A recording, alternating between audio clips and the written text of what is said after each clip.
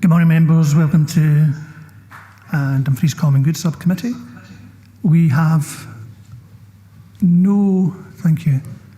The chair, apologies from the chair, Tracy Little. We have no vice chair, so to allow us to proceed, can I please have a nomination for chair, Councillor Stitt? I'd like to nominate Councillor Ferguson. Thank you. Are we content with that? Councillor Jordan? Thank you, Darren. Yeah, I'm happy to agree that. Lovely, thank you. Thank you. You okay, Andy?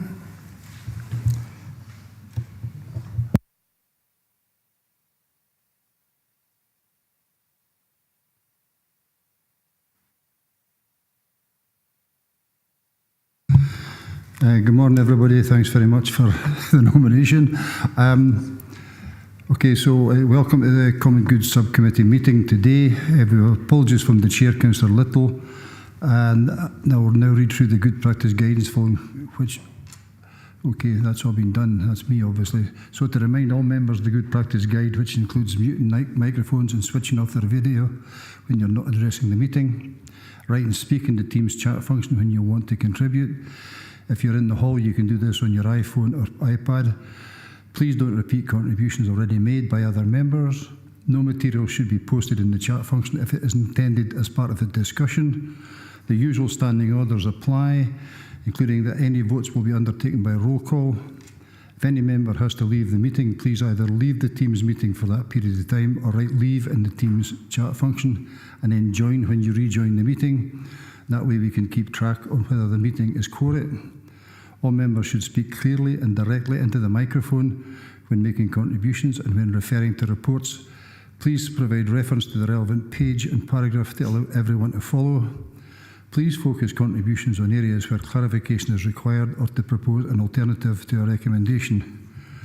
Okay, so I'm obviously now assuming the role of chair, and I'll take over the management of the meeting from Darren. So thanks, Darren. Item number 1 is the sediment apologies and chair's approval of members' participation. Dan, can you give me the sediment, please, and any apologies? Yeah, thanks, Chair. Can I just check to see whether Councillor Bell has managed to join the meeting? He's having problems. Chair, no, he phoned. He's still unable. He's got a blank screen when he tries to join. Okay, I'm looking into that. Thank you. And can I confirm whether Councillor Stevenson is in the meeting?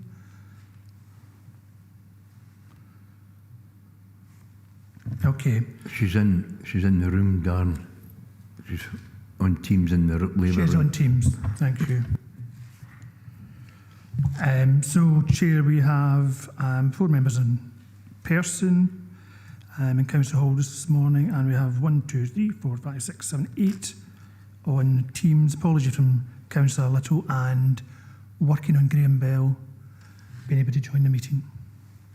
Okay, obviously we'll keep trying to get Graham connected. So following that, thanks Darren, I confirm my agreement to the participation of those members named as participating remotely. Okay, so I'll move on to item number 2, declaration of interest. Do any members have any declarations of interest or statements of connection?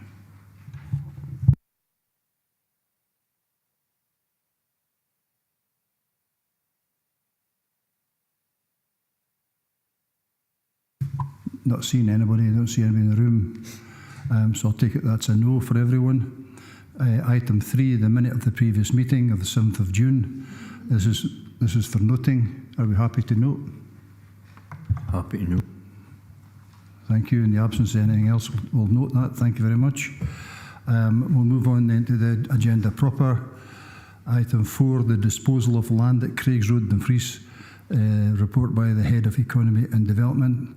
Colin Freeman is available to take any questions on the report. Good morning, Colin. So do members have any questions? David? Yes, thank you, Chair. I'd like to ask Colin, this piece of land, there's actually a tree growing in it, and I believe it's the Scottish Power want to put a substation there. 2 things. Wonder if the neighbours have been informed about this, And the fact is, people would like to see the tree remain on the ground. Thank you. Colin, can you comment on that? But is that tree removal not a planning issue rather than the common good? I mean, we could make a recommendation, couldn't we? Yeah, we've had discussion with Scottish Power. Tree will. Colin, can you just hold on because we can hardly hear you, Abby? I think, Colin, your microphone's an issue. Could you maybe move closer to it? Yep.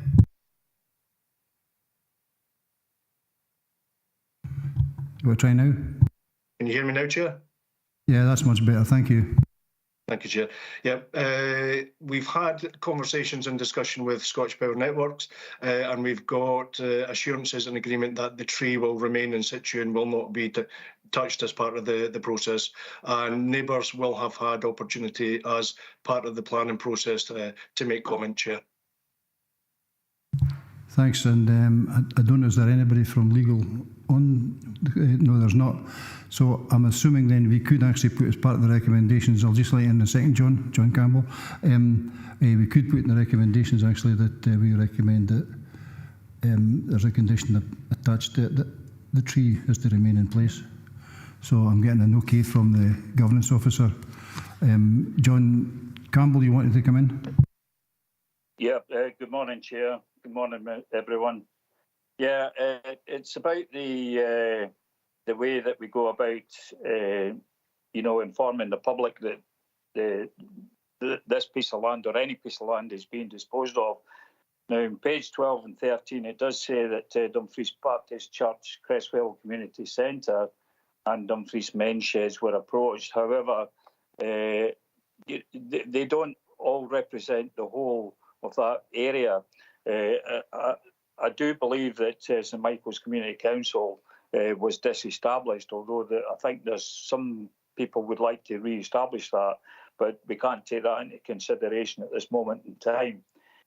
Was there a way, or is there a way that we can get this, announced either through the media, the local paper, for example, or even a notice pinned to a pole or something like that? So if any member that lives in the area are walking by, they can clearly see that this piece of land or part of it is up for sale, that kind of thing. Thanks, Chair. That seems quite a reasonable suggestion. Colin, can we accommodate that? Yeah, thank you, Chair.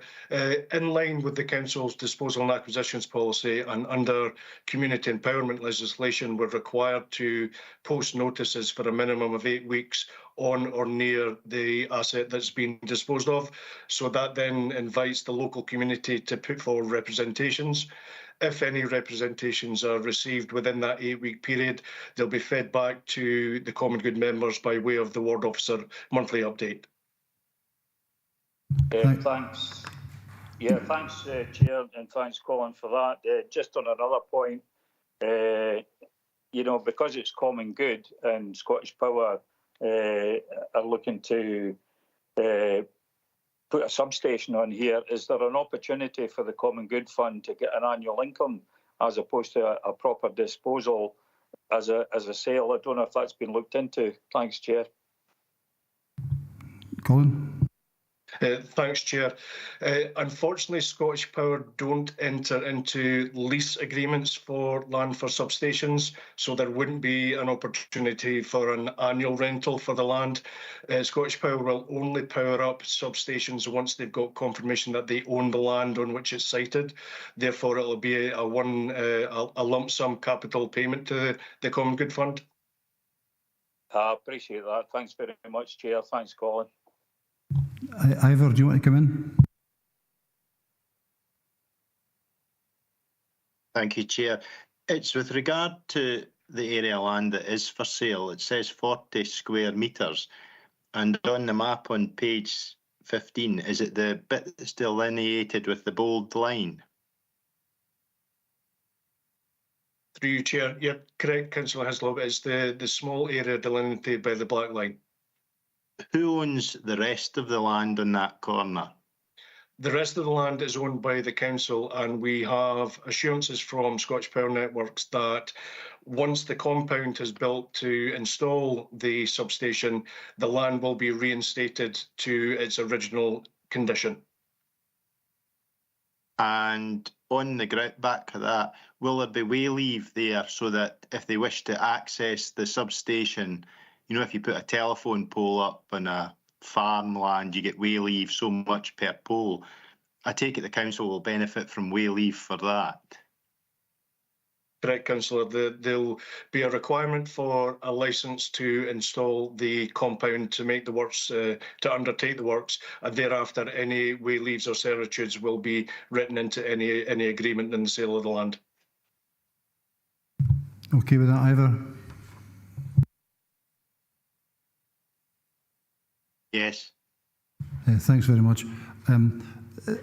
Just for a personal point of view, this seems to come up almost every time, Colin, and I'm wondering if there's a recommendation we could maybe put in here that, out with the recommendations for this actual report, but something to go back either through Darren or through yourself, that we start to advertise a bit more widely, because you know, to expect people to walk past and see a sign, for example, on a lamppost about a piece of land, doesn't it to me seem to be as engaging with the public, on whose behalf we're the minister in this piece of land.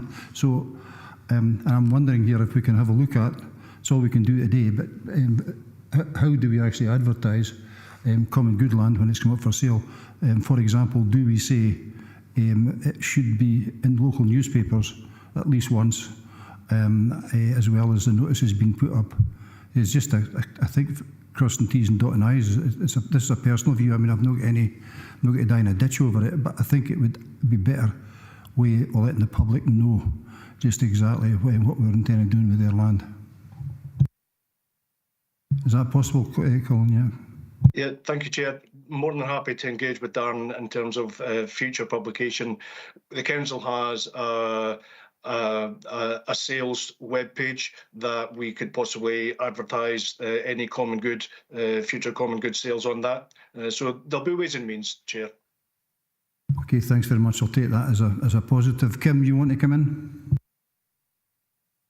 Thank you. Good morning. I'm just wondering how much will go into the funds for this land. And a more general question is, I can't remember seeing for some time figures of how much we actually have and what we use the money for from common good.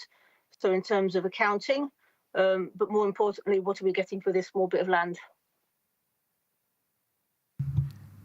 Have you any idea what the land, the income is going to be, Colin? Yep, thank you, Chair. Historically, we've charged £60 per square metre for land for substations. So what we'd be looking for would be a minimum of 2,400 for this land. However, what we're doing at the moment, we're undertaking an exercise with an external valuer to bring us a current value, because this is quite a historic value. That exercise is ongoing, so whatever figure that exercise determines will be the basis on which we charge for the sale of this land. So it'll be a minimum of 2,400 to the Dumfries Common Good Fund. Okay, Kim. Yeah, that's fine. And just about how much we've got in the fund as well, generally. So a bit more reporting back maybe in the papers. The report coming to the February committee will have that, Kim. The two officers here are only the finance officers for this, although Darren might have an overview. So we'll leave that to the February meeting if that's okay. John Campbell. Thanks, Chair. It was just on the point that you wanted to put a recommendation or an action, which I'm pleased that Colin's already reiterated. However, the question that I was asking before, at the point of sale, there's always notices being put up in the paper and things like that. My point was really related to when it becomes to a public forum like this, or even FBT or communities I think you went to beforehand, is when we get to the point of the disposal of land, that point needs to be more out there for the public to see, not just at the point of sale, if that makes sense. I was actually meaning when it first comes on the market or there's first interest shown in it. I wasn't talking about at the final stages of the process. I was talking about the early stages of the process, so that the public were aware and could raise any objection with, for example, the community council or directly with councillors. That was what I was trying to get, Colin. See, Colin's want to come back in. Thank you, Chair. Throughout the disposal process, there are natural interventions where we can promote the disposal of an asset, and more than happy to work with the local ward officers in maximising those opportunities throughout the process. And again, at the point of sale, we can maybe even note that on the council's property webpage that a piece of land has now been sold if it's a common good piece of land. Yeah, appreciate that. Thanks, Andy. Okay, no problem, John. Anyone else want to come in? David? Yes, thank you, Chair.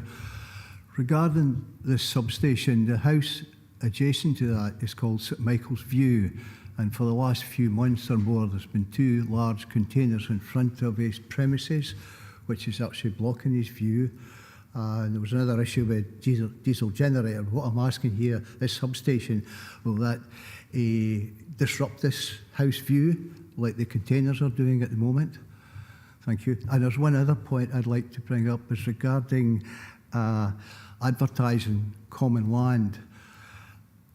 There's been a consultation running in the last few weeks about the common land and the green signs being common land. But the two places you could send it to are Nick Lane at Cardigan Tower, I believe. Another one was you could hand the information in at the library. But the library, and going and speaking to the library, they know nothing about this consultation. So that's something that maybe Colin can look into, because you're quite right about advertising and common land. Yes, there needs to be a lot more better advertising so more people understand what's happening. At the moment, if that's not happened at the library and the people at the library didn't know where to send the information to, which is apparently Nick Lane at Cardigan Tower, so he'll have that information now. I do hope he will, because they said they would put it into a Dropbox for him. So that's questions that really need to be answered as well, because it is common land and there's been a consultation and it looks as if part of that may have failed. Thank you. Okay, the two things there, David. I'll take the second bit first. That's why we're saying we need better consultation with the public about the disposal of common good land. So I think you're agreeing with us that that's what should happen. The first part about the person in that house and someone having their view blocked, I don't think that's actually in the delegations for this committee. That's I would suggest that should be focused elsewhere. But I'm sure now that Colin's aware that he'll maybe, can you speak to Councillor Slater offline, Colin, just to make sure everything's okay with the neighbours. I don't think it should interfere with the potential sale to the electricity company. But he's right. We do need to make sure that it's not going to be a long-term issue for the local householders. So if I can leave that in your hands, I think it was Maureen. Was that Maureen? Did you put your hand up? Yes, thank you, Chair. It was just out of interest. I just wanted to know, did Scottish Power express an interest in this land before or after it was deemed surplus to the council? Thank you. Colin? Thank you, Chair. Thank you, Councillor. They express an interest before it's made surplus, and they express an interest to enter into a negotiated sale.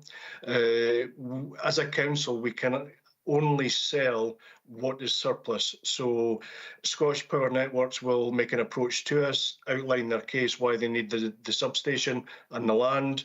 We will then go through the council's disposal and acquisitions policy, getting the land declared surplus by the service committee responsible for the land, then the Strategic Asset Board, and then this stage in the process, coming to local members to ask their advice in terms of who we should consult with the local public. So it's always an approach, first of all, by Scottish Power Networks, and then we will instigate our disposal process. Thank you. Okay, Maureen, thank you. Is that everybody now? Yeah, of course you can. The tree that's on the site, would it be possible to plant more trees round about to hide it, the thing that they're going to build? I don't think that's in the remit for this committee. That would be a planning issue, I'd suggest. So that's maybe a suggestion that could be taken back by the officers back to the power company. It could only be a suggestion, I would suggest, from here. But the issue about the tree is, if we're going to make an extra recommendation here that the officers should negotiate with Scottish Power about the protection of that the current tree, I'm sure that could probably be added to the same conversation. Colin, would that be fair enough? Yeah, Chair, happy to take that back. Okay, happy with that? Thank you. Okay, anybody else? No, in that case then I'll move to the recommendations. So we've got 2.1, note that 40 square metres of land at Craigs Road is surplus to council requirements. 2, note that the Community Council and groups listed in paragraphs 4.2 have been consulted regarding potential community interest. 2.3, advise if there are any other community groups that members wish officers to consult with regarding potential community interest. 2.4, agree to instruct officers to publish the details of the proposed disposal of common good land in line with the Community Empowerment Scotland Act of 2015. And 2.5 is ask officers to enter into discussions with the applicants regarding preserving the tree and potential for planting shrubbery or whatever roundabout as a measure for sort of disguising it or hiding it or making it more pleasant to look at, or whatever words you want to use. We can sort the wording out for that if everybody's happy with that. Okay? Right, so I'm getting nods in the room and I'm not seeing anything online different for that. In that case, are we happy to agree all those recommendations? Thank you very much. We'll move on to item number 5, Dumfries Common Good Indoor Tennis Centre Development. Again, a report by the Head of Economy and Development. Colin, again, is here to take any questions. Members, do you have any questions?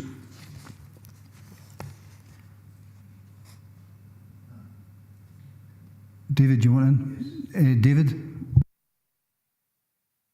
Sorry. On item 3, it says here, ownership is absolute in the strict sense that our council holds the legal title to the land. That's set in stone, yes. That's really all what I wanted to know. Thank you very much. Thank you. Ivor? Thank you, Chair. It's just with regard to the indoor tennis part. Now, there's no mention of it within the current agreement as far as I can see, but KG5 is there.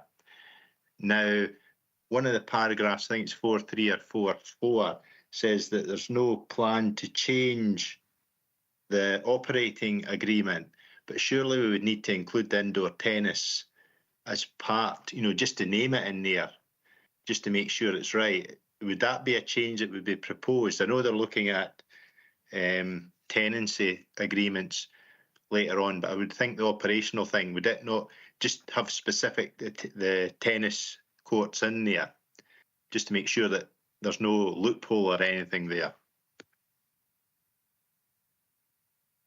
Can we just be careful here, because this report today is about a temporary disposal to allow building works and access for the builders to get in. It's not about the tennis centre itself.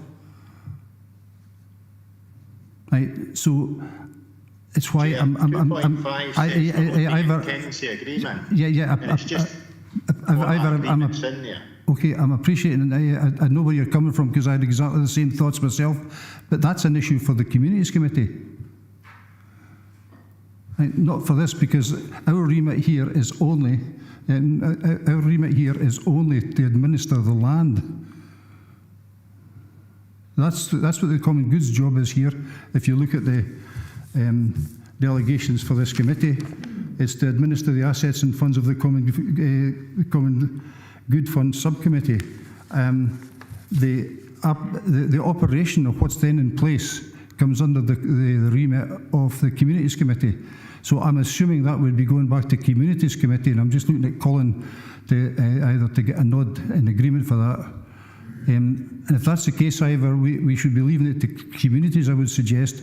But I've got the same concern as you. So are we removing 2.5 then? Because we are asked to agree that officers speak to them about tenancy. Maybe I'm reading that wrong. Well, that would be my intention, because I don't think it's actually it should actually be there. That's my view on it, because it's out with the delegations of this committee. Other than to recommend to somebody, we can't make a decision on it. We can only recommend. Is that? I think you and I are in agreement on that, Ivor. It's just the way it was worded. That's why I asked the question.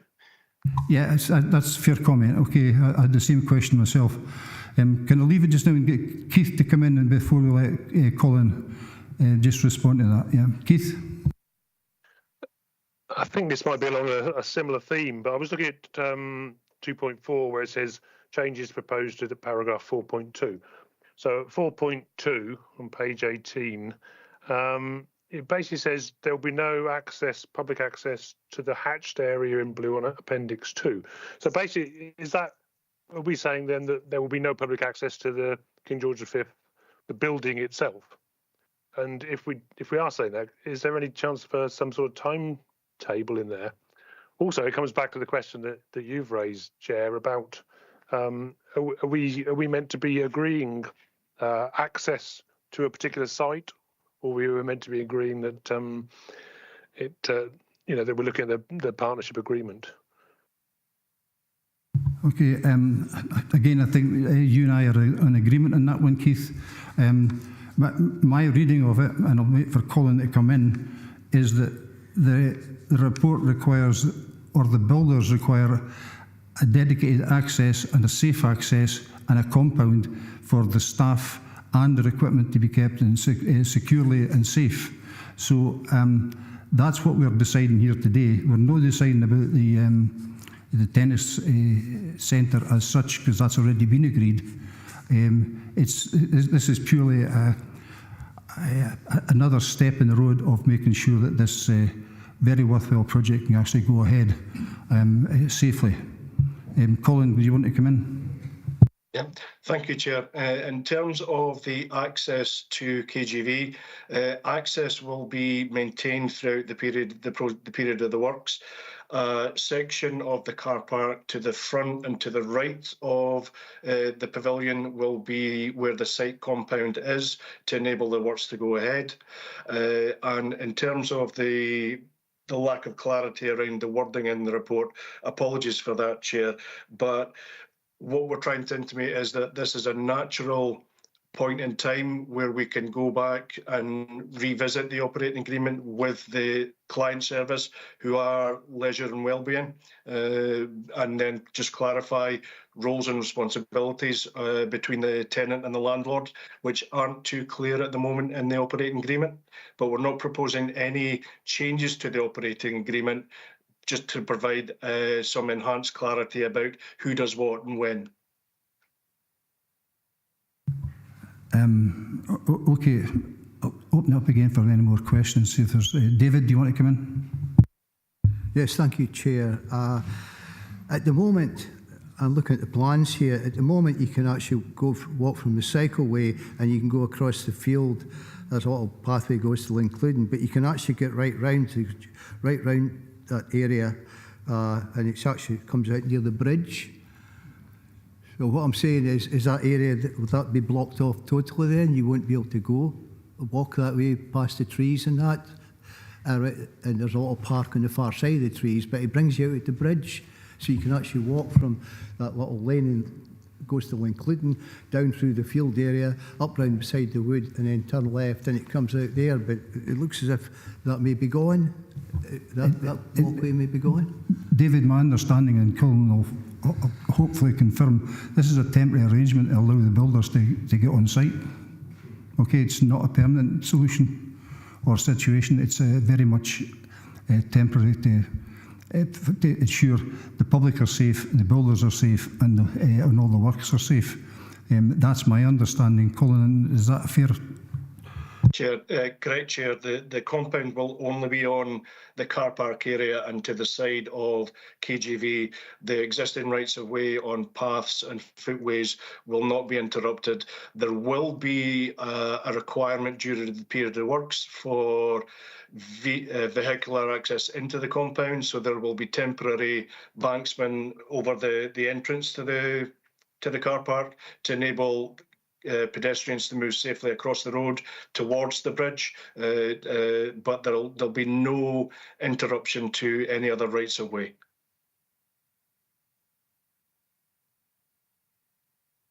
Okay, thanks very much, Colin. Yes, are you happy with that, David? Yes, thank you very much. Okay, thank you.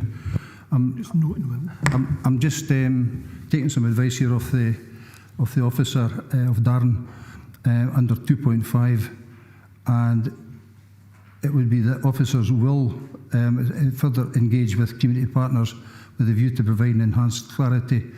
And it's to note 2.5, not agree, because it's not in our remit to agree. It's we should be noting, and we could even recommend, or but I think note covers it. It makes it clearer. Are you happy with that, Ivor?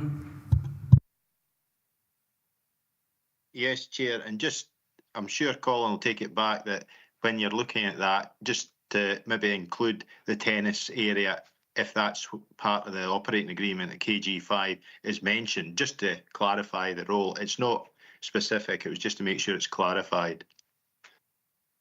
Yeah, that's fair enough, Ivor. I think you and I are in very, very strong agreement on that. I think it's absolutely crucial we actually do that, because I think the current partners are part of the funding package. It puts it all together, if I remember correctly, from Communities Committee when it first came up. So it's a must-have in there. It probably was. I'm assuming it was on the agenda. It's just not been put in here, probably because the report was seen as an access issue rather than moving forward on the main project. So if we're comfortable with that, is there anyone else wants to come in and make a comment? No, I'm not seeing anybody. So with that in mind then, we'll move to recommendations. So that would be 2.1, note the current operating partnership agreement as detailed in Appendix 1. 2.2, note the requirement to receive the consent of the Sheriff when proposing to change the use of inalienable common good land as detailed in 3.3. Agree that officers publicise the proposed changes in line with the Community Empowerment Scotland Act as detailed in paragraph 3.1. Agree that consent for the changes proposed at paragraph 4.2 is requested. And then finally, note that officers from Leisure, Culture and Wellbeing, along with property estates and programmes, will engage with the community partner with a view to providing enhanced clarity in regard to landlord and tenant responsibilities for the KGV sports complex, including the proposed indoor tennis centre as detailed in paragraphs 4.3 and 4.4. Are you happy to agree on that? Agreed. Thank you very much. Colin, I think, thanks very much. I think that's everything. So thanks for your time this morning. Okay. Thanks, Chair. So we'll move on. David? Just I obviously like to speak to you, Colin, if maybe you could have contact with him. Well, yeah, just drop him an email and he'll arrange something. He's nodding. Yeah, okay. Yeah, thank you. Fine, no problem. So that's item 5 finished. So move on to item 6. Any other business? I have no items of urgent business and would like to thank everyone for their attendance this morning. Thank you very much, everybody. Thank you, Chair. Okay, thank you. Thank you, Chair. Thank you, Chair.